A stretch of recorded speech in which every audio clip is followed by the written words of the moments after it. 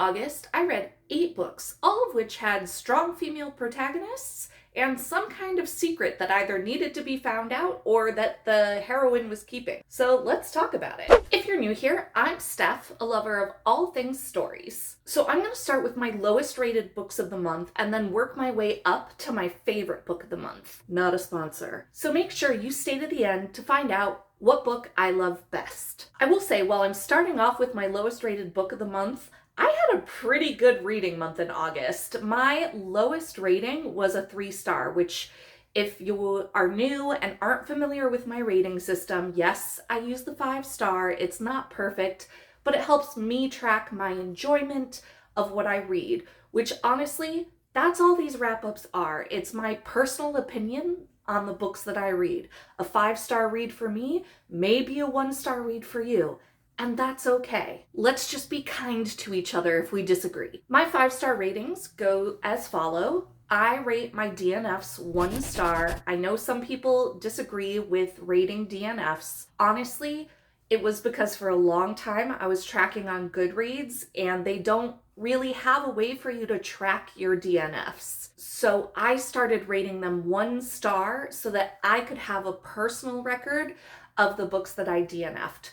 Now, since then, I have moved to Storygraph, where I can DNF books, so I am thinking about retweaking my 5-star rating system. If you think I should do that, let me know in the comments. Otherwise, my DNFs are staying as 1 stars. Deal with it.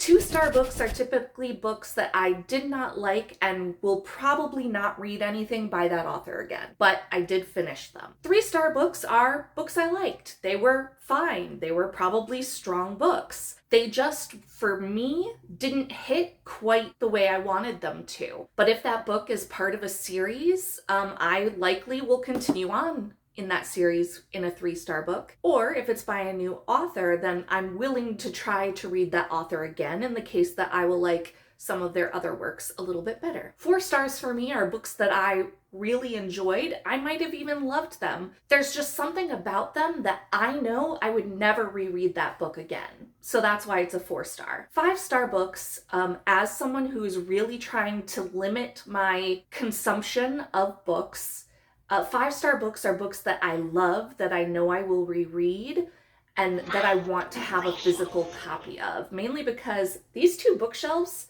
and this TBR cart that you can't see, and I'm not going to show you because my notes are over here, that's it. That's all the space that I have for books in my house. So I have to be kind of picky about what I buy. All right, so now that I have that out of the way and you know how I rate things, let's start with my least favorite book of the month, which I still enjoyed, The Kiss Curse by Erin Sterling.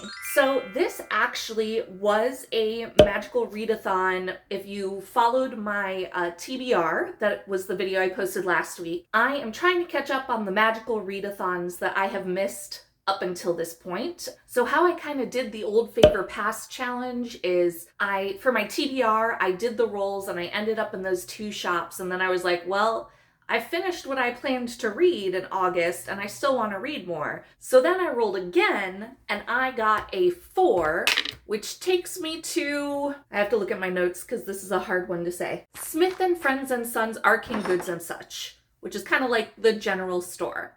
And I chose this book for the purchase a miniature portal kit prompt, which means that I needed to read a book that was set during a holiday, and this book is set during Halloween. It is the 2nd book in the Graves Glen series, and it focuses on the cousin and the older brother of the protagonists from the 1st book. So basically what happens is Wells decides to come to Graves Glen and open up a magic shop across from Gwen's magic shop. Gwen already has kind of like these negative feelings towards Wells because Wells didn't come to his brother's wedding to her cousin. So she's feeling kind of in her feelings about that. So naturally there's this heated rivalry going on between them that culminates in a kiss in Wells's shop's basement because they hate each other so much. It must have been the result of some kind of magic spell, right? Well, that secret or mystery gets uncovered pretty quickly. Then Gwen's powers start to fade and disappear.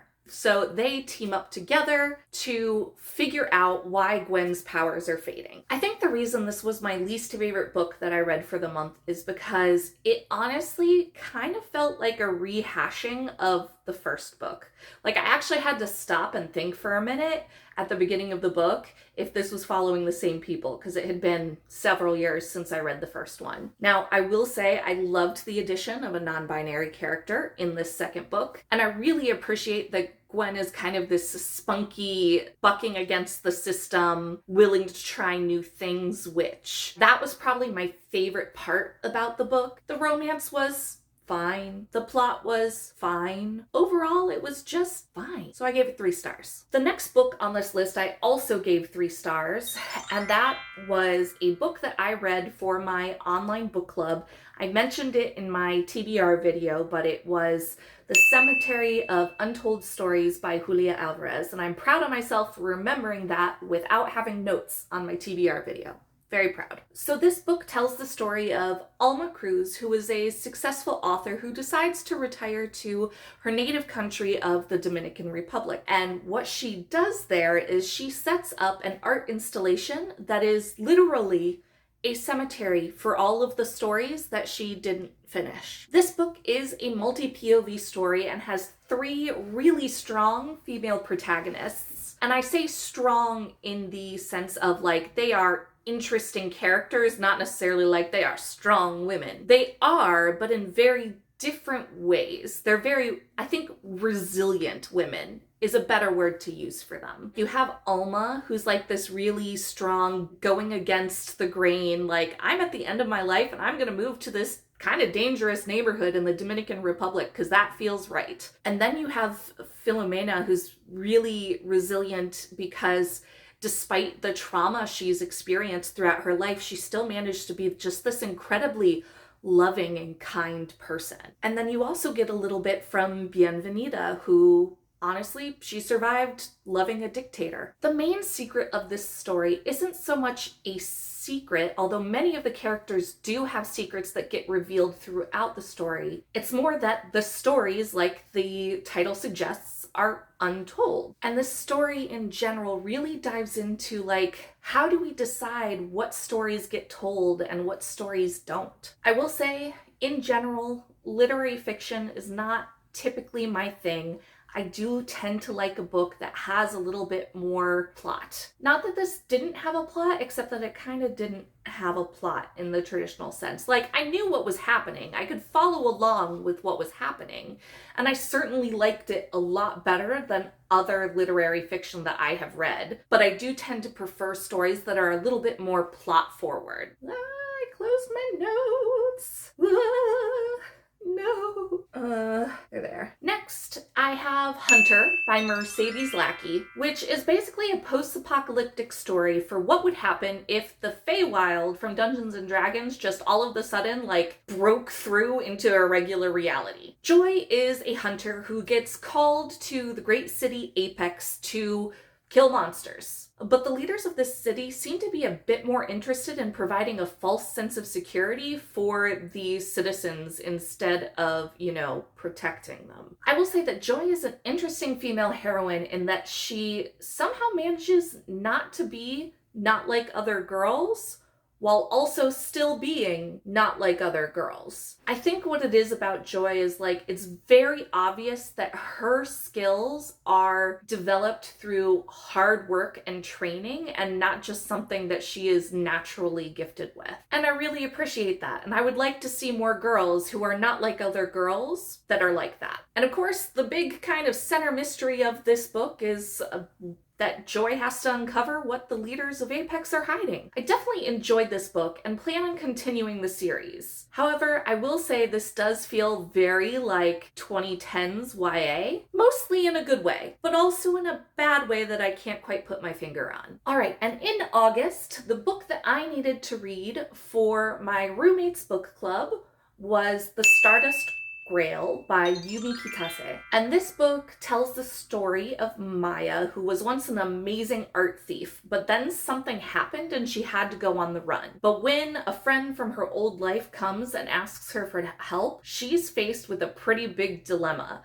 Does she help her friends save their race? Or does she save her own? Maya is a very strong and complex character, and I really enjoyed her perspective in this novel. She has a really strong moral compass, which I appreciate. This book is beautifully written, has a lot of adventure and funny lines, and a great cast of diverse characters in a way that reminded me a lot of A Long Journey to a Small Angry Planet. And there are moments in this story that will just absolutely stab you in the heart. So if you're looking for something that has kind of the feel of A Long Journey to a Small Angry Planet, but with a little bit higher stakes, I think that this book could be for you, and that's the reason why I gave it 4 stars. I also read A Study in Drowning by Ava Reed, which tells the story of Effie, the only female student in the architectural college at the name of a college that I can't remember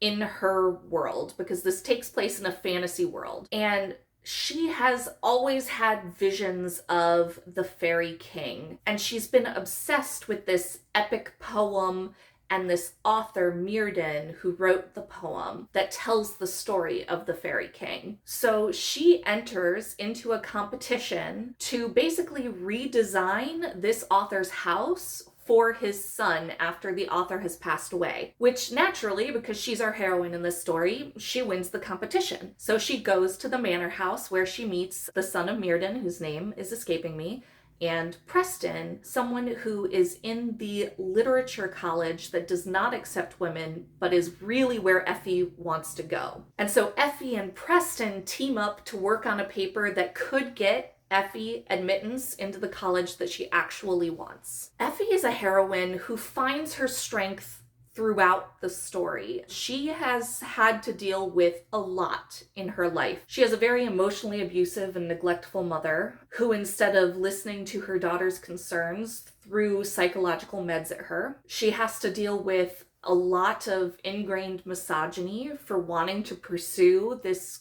career that is male dominated, and honestly not even the career that she actually wants to pursue. It's just the only scholarly pursuit she could pursue as a woman. Dealing with that, she also has to deal with sexual assault. So Effie has a lot going on in this story, and it is a pleasure to watch her kind of find her strength and realize that she is not her trauma throughout the story. There are, of course, several secrets that get revealed in this story, and I can't really tell you about any of them without spoiling the story for you. All I can say is, like, one of the biggest secrets that you have to find out in this story is the Fairy King real, or is it all in Effie's mind? So this book, I gave it 4 stars, but I was kind of disappointed because based on a lot of things my friends have said and the premise and all of that, I felt like this was gonna be a 5-star read for me because, like, it seemed to have everything, like fantasy, complex characters, a little bit of horror, a little bit of romance. Like, that's my jam. If it has those elements,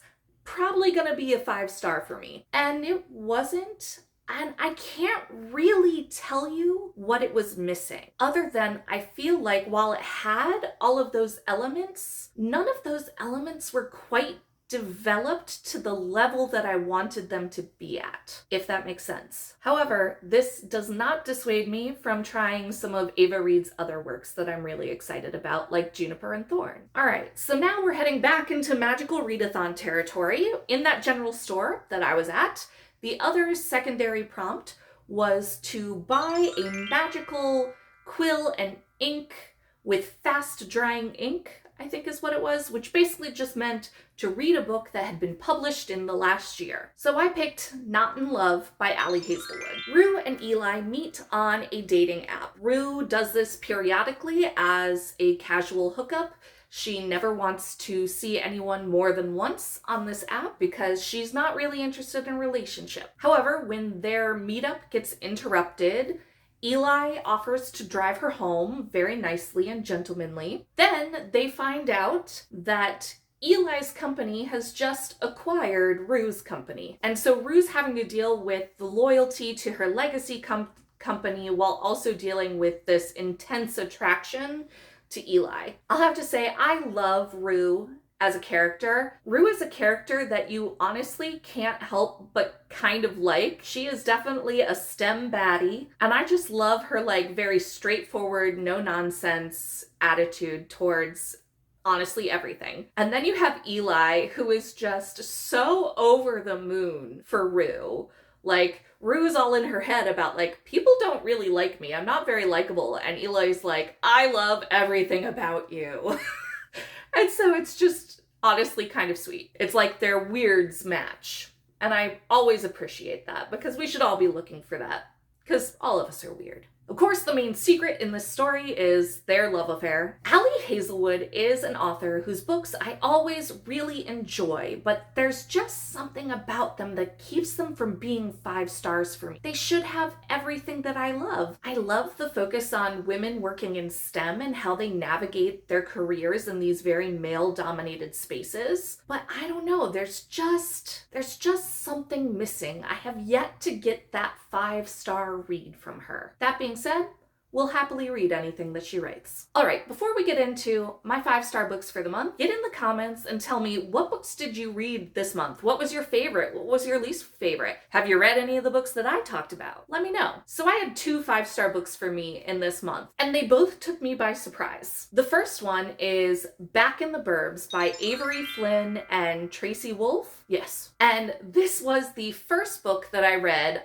in the Magical Readathon prompts that I read in August, which was to just read a contemporary novel. Mallory has just decided to divorce her husband for being a cheating jerk when her aunt dies and leaves her house. Everyone is telling her to just sell the house and take the profit so that she can rebuild her life. But when her aunt leaves her a letter basically challenging her to see if she can take it, she moves back from New York City to Jersey to basically fix up her mother's house.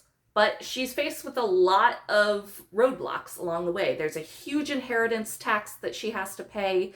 She has a ton of HOA violations she has to address. On top of it, she's dealing with the death of her aunt and walks into the house and finds out that her aunt was a hoarder. And her across the street neighbor is Nick, a very handsome man who was a friend of her aunt. Mallory is just one of those characters that I think you're either gonna love or hate. I personally loved her because I always really admire people who are in kind of like the worst places of their life and are trying really hard to put the pieces back together. And Mallory is not a character who is afraid of getting a little dirty to do so. If I were in her situation and had to go through a hoarding house, I don't know if I could do it. And I'm not like the neatest person in the world, but even I would be like, I would need a respirator and gloves and just, ugh. Like anytime they went into the kitchen, it was a no for me, man. There are a lot of secrets that get revealed throughout this story that I don't really want to reveal for spoiler reasons, and I found quite a few of them to be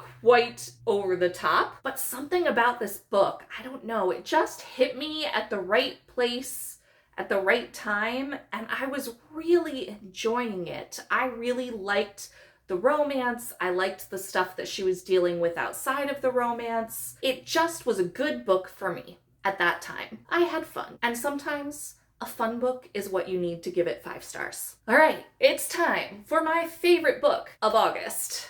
And that was Sister Song by Lucy Holland. Sister Song follows 3 siblings, Riva, Keen, and Cinna, who live in post-Roman England. So we're talking like before the Norman conquerors and all of that, which actually this period in English history is one of my favorites. I studied Hadrian's Wall when I was an art history major, and I thought it was fascinating. I was really intrigued by this story. This is considered a historical fantasy. I just thought it was beautifully written, and there were some things that really surprised me. And I was first introduced to this book through a podcast. I honestly don't remember which one, but I remembered being intrigued and putting it on my TBR. And then when I was just looking for a book to read, I came across that on my TBR and I was like, yeah, okay, I'll read this. The characters are all really complex and very different. Their voices are so distinct, and I loved that. And I really felt like each of their stories was really well developed. Fair warning, I would not call this a happy story. So if you're looking for a happily ever after, you're not going to get it in this book. And while your three main protagonists are very complex and interesting characters, I didn't find Riva or Cinna to honestly be very likable at all. The only character I really liked was Keen, which I love because this book delves into what it is to be transgender and non-binary in a way that I thought was just beautiful. And this was the first book I've ever read that really addressed that transgender people have always existed. Like, we're talking, this is post-Roman rule, so I think it's like in the 400s is like the approximate year. The book, I think, tells you exactly what year it is. I can't remember. You're talking like before 1000 AD, all right? And to address that trans people have always existed, it hit me in a way that I wasn't anticipating, but was so grateful for as someone who does have pronouns of she, they. The fantasy elements were really interesting and well developed, and this felt like reading Arthurian legend. I think it was loosely based on an epic poem. This book, again, just kind of hits that happy place for me of fantasy and romance and honestly a little bit of horror in a way that was so delightful and fulfilling. And delightful is maybe the wrong word because, again, this isn't a happy story, but it's beautifully written, very well executed, and I highly recommend it. Let's see what stories tomorrow brings.